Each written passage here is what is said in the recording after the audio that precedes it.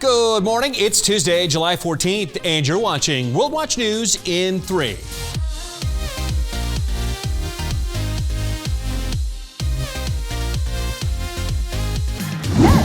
Just a lot of shock, a lot of confusion. You don't know what happened. Even 24 hours after an explosion sparked a massive fire aboard the USS Bonhomme Richard, the Navy's still not sure of the cause. The fire raged inside this amphibious assault ship moored at a naval base in San Diego. It was in port for maintenance, but people all over San Diego, miles away, were able to see thick smoke billowing from the ship. Aboard the vessel at the time of the explosion were 160 sailors and officers. 57 were treated for minor injuries. If the fire has to burn itself out, repairs will run into the hundreds of millions of dollars. If necessary, replacement of the 23-year-old ship would cost about $1 billion. The smell of ashes lingers here. San Gabriel mission destroyed. Nearly everything but its adobe walls. For Californians, this is a beloved historic site. For Roman Catholics in Los Angeles, it's also part of a fully functioning church. I have people from all over the region just texting, calling, asking how they can help. It just breaks your heart. In the wee hours of Saturday morning, 50 firefighters battled the flames. Water was still dripping from charred pews as the faithful did what you might expect. They returned to worship. Sadness compounded by suspicion that the fire may have been set on purpose. Missionary priest Junipero Serra founded San Gabriel and 20 other missions, evangelizing Native Americans in the 18th century. But Serra statues have been torn down and vandalized, leading officials to investigate whether the fire was arson.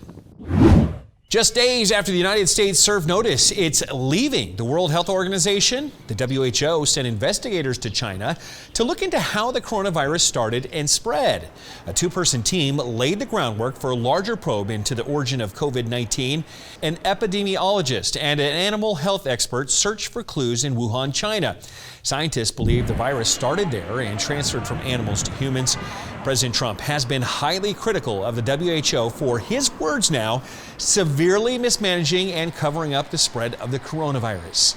He froze U.S. funding for the organization back in April. The United States had been the #1 source of WHO revenue. Well, grab your jersey. Sports are coming back. It's going to look a little different, though. The National Hockey League season is moving north to Canada. The NHL will skate directly into the Stanley Cup playoffs in August.